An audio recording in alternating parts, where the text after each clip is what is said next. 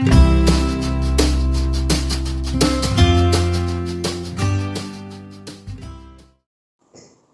2ஆம் அதிகாரம் 10-11. தேவதூதன் அவர்களை நோக்கி, பயப்படாதிருங்கள், இதோ எல்லா ஜனத்துக்கும் மிகுந்த சந்தோஷத்தை உண்டாக்கும் நற்செய்தியை உங்களுக்கு அறிவிக்கிறேன். இன்று கர்த்தராகிய கிறிஸ்து என்னும் இரட்சகர் உங்களுக்கு தாவீதின் ஊரிலே பிறந்திருக்கிறார்.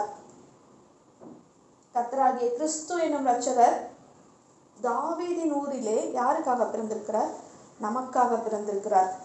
தேவதூதன் மேய்ப்பர்களிடத்துல முதல்ல கிறிஸ்துவின் பிறப்பை குறித்ததான நற்செய்தியை அறிவிக்கிறார். அவருடைய பிறப்பு ஏன் மிகுந்த சந்தோஷத்தை உண்டாக்குகிறது? கிறிஸ்து ஒரு இரட்சகராக இந்த பூமியில பிறந்திருக்கிறார்.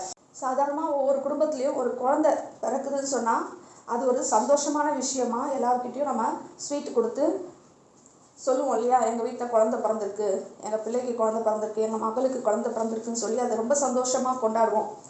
அந்த நல்ல செய்தி எல்லாருக்கும் சொல்லுவோம் இல்லையா? சாதாரணமாக ஒரு குழந்தை இந்த பூமிக்கு பிறந்தாலே அதுவே ஒரு சந்தோஷமான விஷயம் அப்படின்னா, அப்போது இந்த உலகத்தை ரட்சிக்க வந்த கிறிஸ்துவுடைய பிறப்பு எவ்வளோ சந்தோஷத்தை கொடுக்கக்கூடிய நற்செய்தியாக இருக்கும்ல. அதனால தான் அந்த இடத்துல சொல்லப்பட்டிருக்கிறது, மிகுந்த சந்தோஷத்தை உண்டாக்கும் நற்செய்தியை உங்களுக்கு அறிவிக்கிறேன். அது என்னது? மிகுந்த சந்தோஷத்தை உண்டாக்குகிற நற்செய்தி. இவ்வளோ நாள் நீங்கள் எப்படியெல்லாம் கஷ்டப்பட்டுட்டு இருந்தீங்களோ, எதுலேருந்துலாம் கஷ்டப்பட்டுட்டு இருந்தீங்களோ, எதுலேருந்துலாம் நீங்கள் விடுதலை ஆக முடியாமல் இருந்ததோ, எல்லாவற்றிலும் இருந்து உங்களை விடுவிக்க ஒரு இரட்சகர் வந்திருக்கிறார்.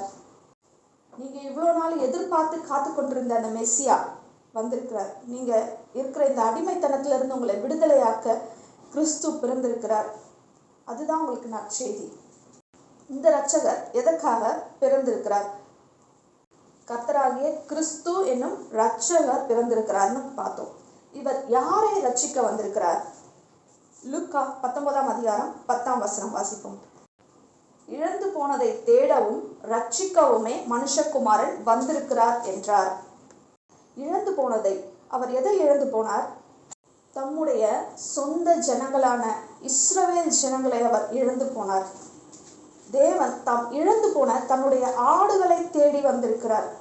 எதுக்காக வந்தார் பூமிக்கு? தன்னுடைய ஆடுகளை தேடி அவைகளை ரட்சிக்க வந்திருக்கிறார்.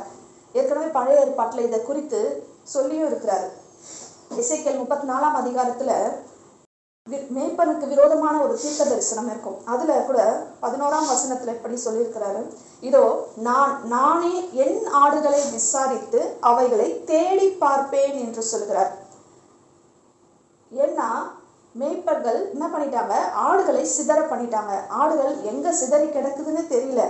அந்த ஆடுகளை நானே தேடி வருவேன் அப்படின்னு சொல்றாரு. ஏன் ஆடுகள் காணாமல் போனது? மந்தையை மேய்க்கிற மேய்ப்பன் சரியில்லாததுனால ஆடுகள் தொலைந்து போனது.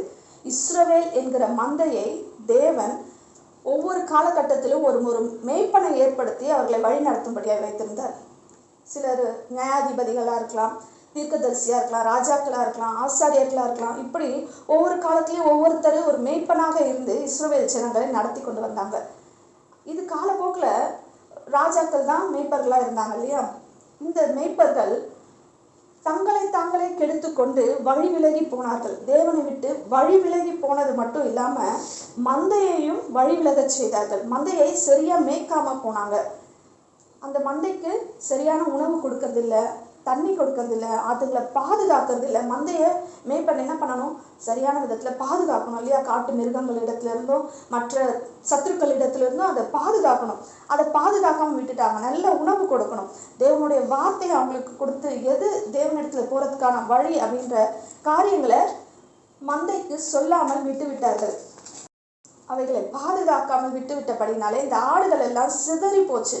அவங்களுக்கு ஒரு மேய்ப்பன் இல்லாதபடினால ஆடுகள் சிதறி போயின. சிதறி போனால் என்ன ஆகும்? வழி தப்பி ஒரு ஆடு வேற இடத்துக்கு போச்சுன்னா சிங்கங்கள், காட்டு மிருகங்கள் அதை என்ன பண்ணும்? இரையாக எடுத்துக்கொள்ளும். பயங்கரமான மிருகத்துக்கிட்ட மாட்டி சிக்கி சின்ன பின்னமாகும் இல்லையா? அப்படிதான் இந்த இஸ்ரவேல் ஜனங்களும் மேய்ப்பன் இல்லாதபடினால சிதறி அங்க இங்க மலையிலையும் அங்கேயும் மேடுலையும் போய் அலைந்து திரிந்து பாவ சேற்றிலே சிக்கிக்கிட்டு பிசாசின் பிடியிலே தவித்து கொண்டிருக்கிறார்கள். பிசாசின் அடிமைத்தனத்தில் இருக்கிறாங்க. அவங்கள போய் தேடி கண்டுபிடிச்சி கொண்டு வரத்துக்கு ஆள் இல்லை. அவங்களுடைய காயத்தை கட்டுறதுக்கு ஆள் இல்லை. அவங்களுக்கு என்ன தேவையோ அதை செய்யறதுக்கு ஆள் இல்லை. அதனால தேவன் என்ன சொல்றாரு? காணாமல் போன என்னுடைய ஆடுகளை நானே தேடி பார்ப்பேன் அப்படின்னு சொல்றாரு. மத்தேயு 10:6 கூட தம்முடைய சீஷர்களை அழைத்து அவர் ஊழியத்துக்கு அனுப்புவார். ஊழியத்துக்கு அனுப்பும் போது என்ன சொல்லி அனுப்புறாரு? காணாமற் போன ஆடுகளாகிய இஸ்ரவேல் வீட்டாரிடத்திற்கு போங்கள் அப்படின்னு சொல்லி தான் அனுப்புறாரு. எல்லா இடத்துக்கும் போய் எல்லார்கிட்டையும் சுவிசேஷத்தை அறிவிக்க சொல்லல. முதலாவது காணாமல் போன ஆடுகளாகிய இஸ்ரவேல் வீட்டாரிடத்திற்கு போங்கள். அவர் ஏற்கனவே சொல்லியிருக்கிறார், என் ஆடுகளை நானே தேடி பார்ப்பேன். தேடி அவர் என்ன பண்றாராம்? எசேக்கியேல் 34:16 நான் காணாமற் போனதை தேடி துரத்துண்டதை திரும்ப கொண்டு வந்து எலும்பு முறிந்ததை காயம் கட்டி நசல் கொண்டதை திடப்படுத்துவேன். நியாயத்துக்கு தக்கதாய் அவைகளை மேய்த்து புஷ்டியும் பலமும் உள்ளவைகளை அழிப்பேன் என்கிறார். காணாமல் போனதை தேடி அவரே வருவாராம். எதெல்லாம் எலும்பு முறிந்து போயிருக்கோ அதுக்கு காயம் கட்டுறாராம். நசல் கொண்டதை திடப்படுத்துவாராம். அது என்னது? நசல் கொண்ட, துரத்துண்ட, இதெல்லாம் என்ன அப்படின்னு நம்மளுக்கு விளங்கலைன்னா நம்ம எங்க போனோம்? மத்தேயு 10:8 அதுல என்ன சொல்லப்பட்டிருக்கிறது? சீஷர்களை ஊழியத்துக்கு அனுப்பும் போது இயேசு என்ன சொல்றாரு? வியாதி உள்ளவர்களை சொஸ்தமாக்குங்கள், குஷ்ட ரோகிகளை சுத்தம் பண்ணுங்கள், மரித்தோரை எழுப்புங்கள், பிசாசுகளை துரத்துங்கள் என்றார். இதுதான் அந்த வசனத்துக்கான விளக்கம். வியாதி உள்ளவர்களை சுகமாக்குங்க, குஷ்டரோகியா இருக்கிறவங்களை போய் சுத்தம் பண்ணுங்க. எப்படி சுத்தம் பண்ண முடியும்? இவரோடு கூட அவங்க இருந்து இவ்வளவு நாள் என்ன கத்துக்கிட்டாங்க, அவர் எப்படியெல்லாம் செய்யறாரு அற்புதங்கள்னு பார்த்தாங்க இல்லையா? அதை நீங்க போய் அப்படியே செய்யுங்க அப்படின்னு சொல்லி தம்முடைய ஊழியக்காரர்களை அவர் அனுப்புகிறார். இதெல்லாம் எதன் விளைவாக வந்திருக்கிறது? ஆடுகள் வழி தப்பி போனதுனால, பாவத்தின் பிடியில சிக்கி கொண்டிருக்கிறபடியினால அவர்கள் இப்படியெல்லாம் வியாதியோடும் குஷ்டரோகத்தோடும் பிசாசின் பிடியிலும் சிக்கி தவித்து கொண்டிருக்கிறார்கள். அதுல இருந்து வெளியில வரத்துக்கு அவங்களுக்கு வழி தெரியல. சாபத்தில் இருக்கிறார்கள்.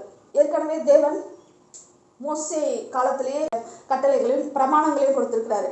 அந்த கட்டளைகளையும் பிரமாணங்களையும் கை கொண்டு அவருடைய வார்த்தைக்கு கீழ்ப்படிந்து நடக்கிற ஜனங்களுக்கு எப்படியெல்லாம் ஆசீர்வாதம் இருக்கும் அப்படின்னு சொல்லியிருக்கிறாரு. அந்த வார்த்தைக்கு கீழ்ப்படியாம, அந்த வார்த்தைக்கு செவி கொடுக்காம அவரை விட்டு வழி விலகி போகிறவர்களுக்கு என்னெல்லாம் சாபம் இருக்கணும் அங்க சொல்லியிருக்கிறாரு. அதே போல இவர்களை தேவனை விட்டு வழி விலகி போனதுனால இந்த மாதிரி பொல்லாத சாபத்துல சிக்கி கொண்டிருக்கிறாங்க. அப்படி இவர்கள் தேவனை விட்டு விலகி அவருடைய கற்பனைகளை கை கொள்ளாமல் போனதுனால சாபத்துல இருக்கிறாங்க. அதனாலதான் இயேசு சொல்றாரு, காணாமல் போன ஆடுகளாகிய இஸ்ரவேல் வீட்டாரிடத்திற்கு போங்கள். இப்போ அப்படிப்பட்ட பாவத்திலும் சாபத்திலும் வியாதியோடும் பிசாசின் பிடியிலும் சிக்கி கொண்டிருக்கிற மக்களை ரட்சிக்கவே இயேசு கிறிஸ்து பூமிக்கு வந்தார். அப்படி இயேசுவால் ரட்சிக்கப்பட்ட ஒரு மனுஷனை பத்தி நம்ம பார்ப்போமா? இப்படி பாவத்திலும் சாபத்திலும் இருந்து கர்த்தரால மீட்டெடுக்கப்பட்ட ரட்சிக்கப்பட்ட ஒரு மனுஷனை குறித்து இன்றைக்கு பார்ப்போம். லூக்கா 19 முதல் 4 நான் வாசிக்கிறேன். அவர் எரிகோவில் பிரவேசித்து அதன் வழியாக நடந்து போகையில் ஆயக்காரருக்கு தலைவனும் ஐஸ்வர்யவானுமாய் இருந்த சகேயு என்னப்பட்ட ஒரு மனுஷன் இயேசு எப்படிப்பட்டவரோ என்று அவரை பார்க்க வகை தேடினான். அவன் குள்ளனானபடியால் ஜனக்கூட்டத்தில் அவரை காணக்கூடாமல் அவர் போகும் வழியில் முன்னாக ஓடி அவரை பார்க்கும்படி ஒரு காட்டத்தி மரத்தில் ஏறினான். சகேயு என்கிற ஒரு மனுஷன் இருக்கிறான். அவன் யாரு? ஆயக்காரர்களுக்கெல்லாம் தலைவனா இருக்கிறான். அதாவது வரி வசூலிக்கிறாங்கல்ல, அந்த வரி வசூலிக்கிறவர்களுக்கு தலைவனா இருக்கிறான்.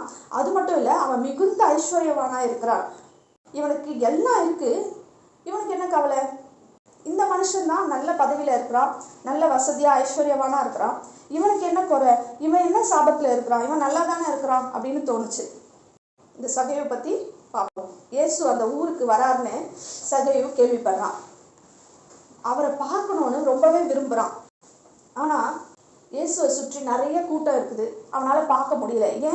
ஏன்னா அவன் குள்ளமா இருக்கிறான். அப்படிதானே வசனம் சொல்லுது. அவன் குள்ளனானபடியால் அவரை காணக்கூடாமல். இயேசுவை பார்க்கணும்னு அவனுக்கு விருப்பம். அதனால என்ன பண்றான்? ஓடுறான். அந்த கூட்டம் வரத்துக்கு முன்னாடி ஓடி போய் அங்க ஒரு காட்டத்தி மரம் இருக்கு, அந்த மரத்து மேல ஏறி உட்கார்ந்துக்கிறான். இயேசுவை பார்க்கணும்னு ஆவலா வெயிட் பண்ணிட்டு இருக்கிறான். இவனுக்குள்ள ஏதோ ஒரு ஏக்கம், இயேசுவை எப்படியாவது பார்க்கணும்னு ஒரு ஆசை. என்ன கேள்விப்பட்டிருப்பான்னு தெரியல இயேசுவை குறித்து, ஆனா அவரை பார்க்கணும்னு விரும்புறான். அதனாலதான் அவன் என்ன பண்றான்?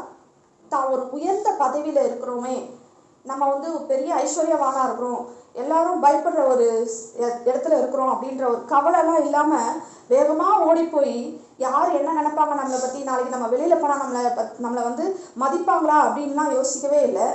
அவனோட மனசில் நான் இயேசுவை பார்க்கணும் அப்படின்ற ஒரே ஒரு காரியம் மட்டும்தான் இருந்தது. அதனால் ஓடி போய் மரத்து மேலே ஏறி உட்கார்றான்.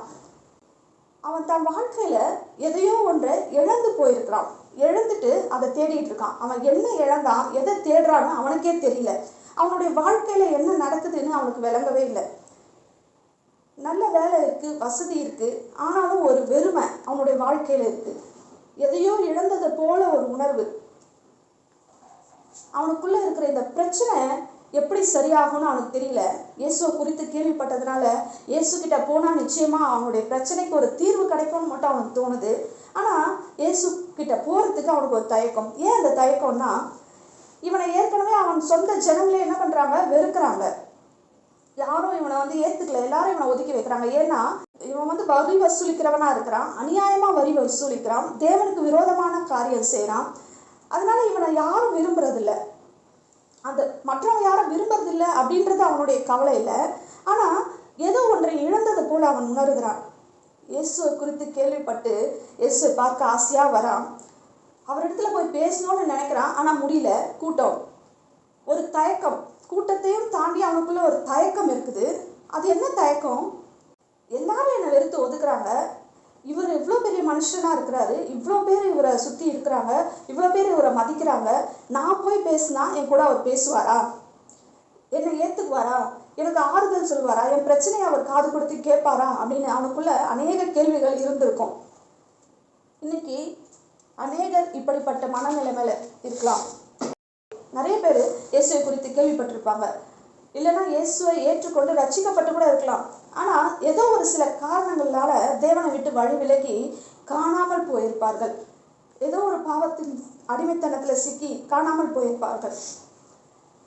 நான் தேவனிடத்தில் வர முடியுமா, நான் வந்தால் அவர் என்னை ஏற்றுக்குவாரா, அவர் என்னை மன்னிப்பாரா, அவர் என் கூட பேசுவாரா, நான் இயேசுவிடத்தில் வரலாமா அப்படின்ற ஒரு தயக்கத்தோடு கேள்வியோடும் நீங்கள் என்ன பண்ணிட்டீங்க, தேவனை விட்டு பின்வாங்கி ஓரமாக ஒதுங்கி நின்றுட்டீங்க. உங்களுடைய உள்ளத்தின் ஆழத்தில் தேவனிடத்தில் போகணும்னு இருக்குது, ஆனால் ஒரு தயக்கம் இருக்குது. என்ன, நான் போனால் அவர் என்னை ஏற்றுக்குவாரா, என்னை மன்னிப்பாரா அப்படின்னு சொல்லி ஒரு தயக்கத்தோடையே அப்படியே பின்வாங்கி நிற்கிறீர்கள். ஆனால் இன்றைக்கு நான் உங்களுக்கு சொல்லுகிறேன், இப்படிப்பட்ட தொலைந்து போன ஆடுகளாகிய உங்களை தேடி உங்களை ரட்சிக்கவே இயேசு கிறிஸ்து இன்றைக்கு உங்களிடத்திற்கு வந்திருக்கிறார்.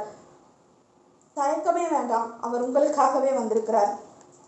இப்போ சகேயு இயேசுவை பார்க்கணும்னு மரத்து மேலே ஏறிட்டான்.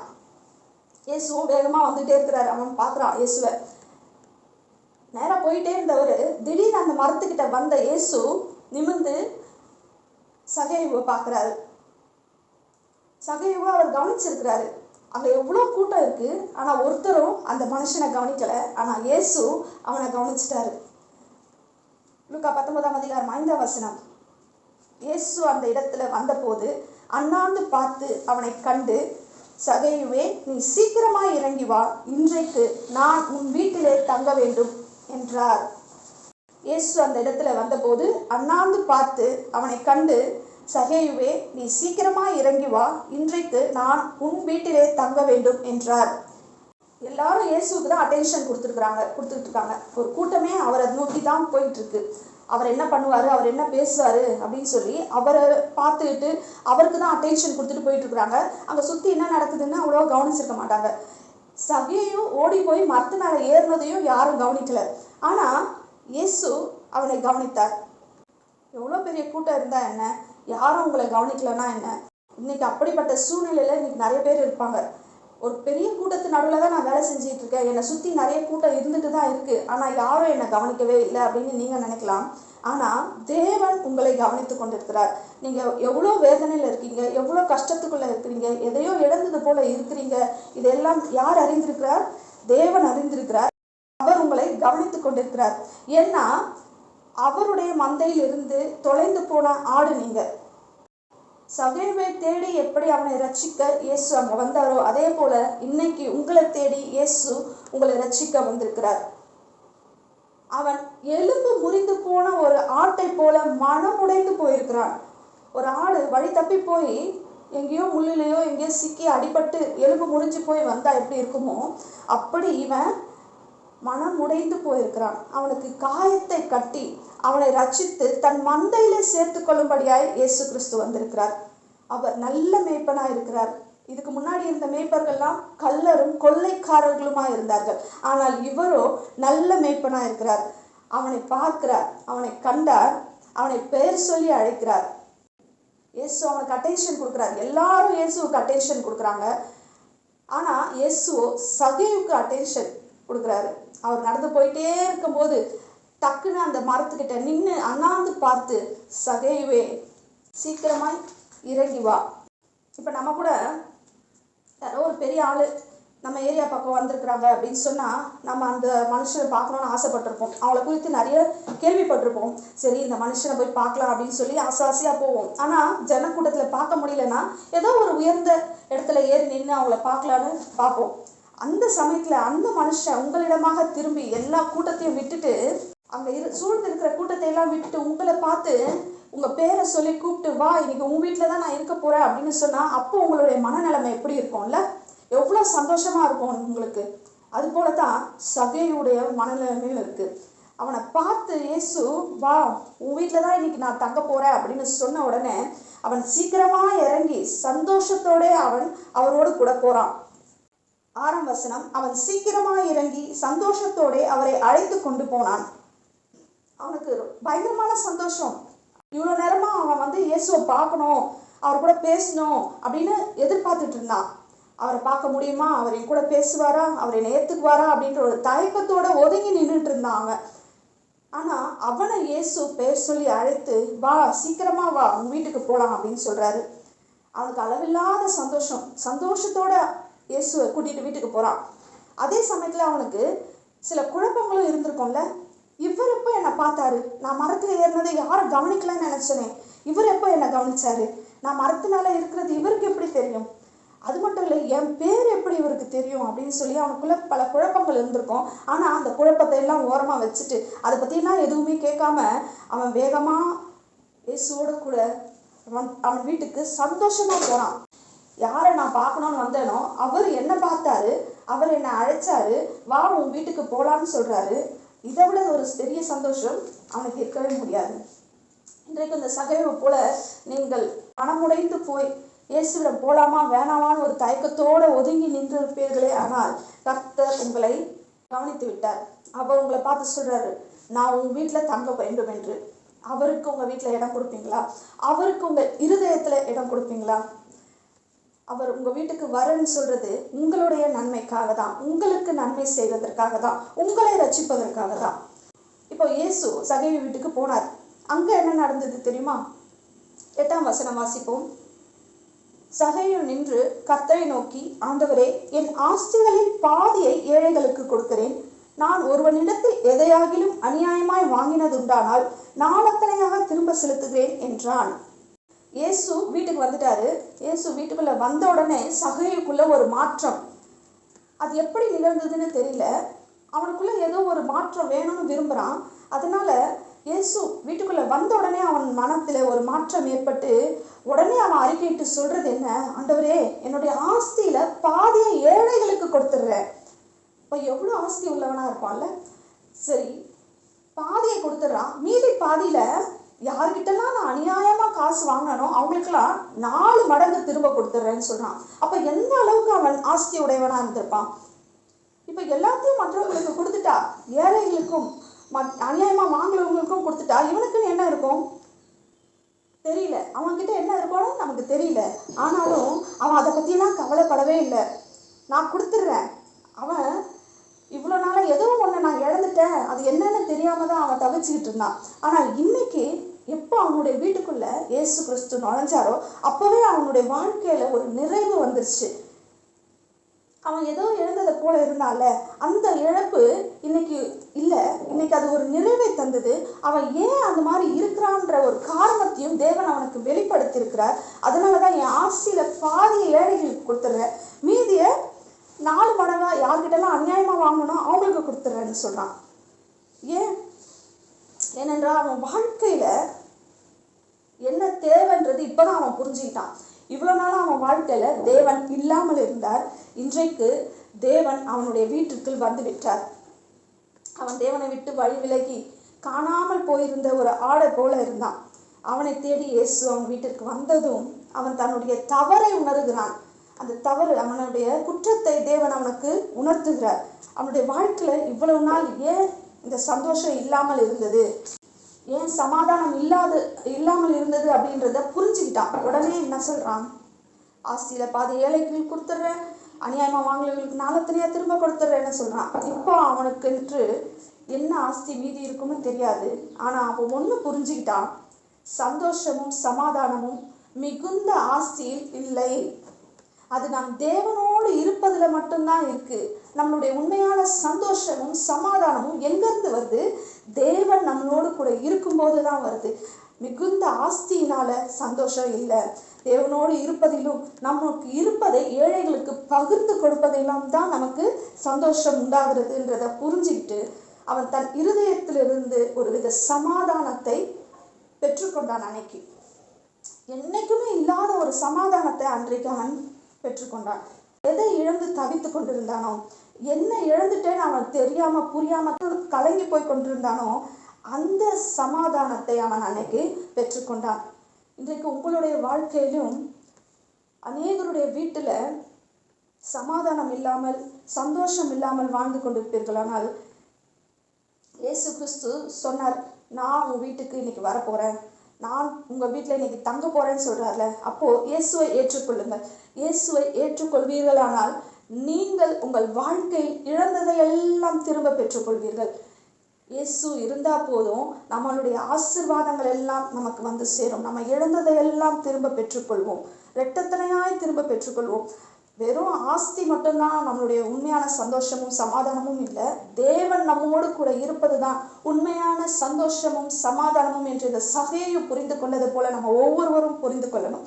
ஏன்னா அவர் தன்னிடத்துல இருக்கிற 99 ஆடுகளை விட்டு காணாமல் போன உங்களையும் என்னையும் தேடி அவர் வந்திருக்கிறார். இன்றைக்கு உங்க வீட்டுல அவர் இன்னைக்கு வாசம் செய்யணும், உங்க வீட்டுல தங்கணும்னு அவர் விரும்புகிறார். உங்கள் வாழ்க்கை மாற்றப்படவும், நீங்கள் சந்தோஷத்தையும் சமாதானத்தையும் பெற்றுக்கொள்ளவும், அது மட்டுமல்ல, நீங்கள் எல்லா ஆசீர்வாதங்களையும் பெற்று நலமாய் வாழவும் உங்களை தேடி உங்கள் வீட்டிற்கு வந்திருக்கிறார். அன்னைக்கு சகேயு தேடி அவர் போனாரு. அவன் மனம் மாறிச்சு. அவன் மனம் திரும்பினான். மனம் திரும்புங்கள், பரலோக ராஜ்யம் சமீபமாக இருக்கிறதுன்னு இயேசு அன்னைக்கு பிரசங்கெல்லாம் எதுவுமே பண்ணல. ஆனாலும் இயேசுவின் பிரசன்னம் அவனை மனம் திரும்ப வைத்தது. அன்றைக்கு லூக்கா 11ஆம் அதிகாரம் 9ஆம் வசனம், இயேசு அவனை நோக்கி, இன்றைக்கு இந்த வீட்டுக்கு ரட்சிப்பு வந்தது, இவனும் ஆபிரகாமுக்கு குமாரனாய் இருக்கிறாரே என்றார். சகேயு எப்போ மனம் திரும்பினானோ அப்பவே அவனுக்கு மட்டும் இல்ல, அவன் வீட்டுக்கே ரட்சிப்பு வந்தது என்று இயேசு சொல்றாரு. இன்றைக்கு உங்க ஒருத்தருடைய மனமாற்றத்தினால உங்களுக்கு மட்டும் இல்ல ரட்சிப்பு, உங்கள் குடும்பத்துக்கே ரட்சிப்பு, உங்கள் வீட்டுக்கே ரட்சிப்பு வரப்போகிறது. இயேசு கிறிஸ்து உங்க வீட்டுக்கு வர, உங்க வீட்டுல தங்குறேன்னு சொல்லும் போது அவருக்கு இடம் கொடுத்தால் உங்க வீட்டுக்கு ரட்சிப்பு உண்டாகும். கடைசி என்ன சொல்றாரு, இவனும் ஆபிரகாமுக்கு குமாரனா இருக்கிறானே என்றார். இவனும் ஆபிரகாமுக்கு குமாரனா இருக்கிறானே ஏன் சொல்றாரு இந்த இடத்துல? ஏன்னா 7ஆம் வசனம் வாசிப்போம். அதை கண்ட யாவரும், இவர் பாவியான மனுஷனிடத்தில் தங்கும்படி போனார் என்று முறுமுறுத்தார்கள். சகேயு வீட்டுக்கு போறேன் அப்படின்னு சொல்லி சகேயு கூட அவர் போகும்போது மற்ற கூடியிருந்த கூட்டமெல்லாம் என்ன சொல்லுது, பாவியான மனுஷனுடைய வீட்டுல போய் தங்க போறேன்னு சொல்லிட்டு போறாரு அப்படின்னு சொல்லி முறுமுறுக்கிறாங்க எல்லாரும். அதுக்குதான் இயேசு சொல்றாரு, இவனும் ஆபிரகாமுக்கு குமாரனா இருக்கிறானே. அவன் பாவியான மனுஷனாக இருந்தாலும் கூட அவன் யாரு? ஆபிரகாமின் குமாரனா இருக்கிறான். ஆபிரகாமுக்கு நான் ஒரு வாக்கு பண்ணியிருக்கிறேன், அவனை நான் கைவிட மாட்டேன், அவனை ஆசீர்வதிப்பேன். ஆபிரகாமுக்கு ஒரு ஆசீர்வாதத்தை கொடுத்திருக்கிறார், உடன்படிக்கை பண்ணியிருக்கிறார் அவனோடு கூட. அப்படிப்பட்ட உடன்படிக்கை மனுஷன் பாவத்திலும் சாபத்திலும் ஒடுங்கி போய் அவன் அழிந்து போறத தேவன் விரும்பல. அவனை இழந்து போக தேவன் விரும்பல. அவனை ரட்சித்து மந்தையில சேர்த்துக்கொள்ள வேண்டும் என்று விரும்புகிறார். அவன் ஆபிரகாமின் குமாரனா இருக்கிறான், அவனை எப்படி நான் இழந்து போவேன்? அவனும் ஆபிரகாமின் குமாரனா இருக்கிறானே, அவனை இழந்து போக நான் விரும்பல. இழந்து போனதை தேடவும் ரட்சிக்கவுமே மனுஷகுமாரன் வந்திருக்கிறார் என்றார். ஆபிரகாமின் குமாரனாக்கி இவனை போல அநேகர் இன்றைக்கு காணாமல் போயிருக்கலாம். அப்படிப்பட்ட காணாமல் போனதை தேடவும் ரட்சிக்கவுமே மனுஷகுமாரன் இன்றைக்கு வந்திருக்கிறார். அவர் வந்தது மட்டும் இல்லை, நான் உங்க வீட்டுல வந்து தங்க போறேன், எனக்கு இடத்தை உண்டாக்கு அப்படின்னு சொல்றாரு. கர்த்தர் உங்களுடைய வீட்டிற்கு வருகிறார். கர்த்தர் உங்கள் இருதயத்துல இருக்கணும் விரும்புறாரு. அப்போ அப்படிப்பட்ட தேவன் உங்களை விரும்பி உங்க வீட்டுக்கு வரும்போது அவரை சேர்த்து கொள்ள நாம் ஆயத்தமாவோம். கர்த்தருக்கு உங்கள் வீட்டுல தங்க இடம் கொடுப்பீர்களா? உங்கள் இருதயத்துல அவருக்கு இடம் கொடுப்பீர்களா? அப்படி நீங்கள் இடம் கொடுக்கும்போது நீங்க மட்டும் இல்லை, உங்கள் வீடு ரட்சிக்கப்படும். இந்த சகையும் எப்படி ரட்சிக்கப்பட்டானோ அதே போல நாமும் ரட்சிக்கப்படுவோம். கர்த்தர் நல்லவர்.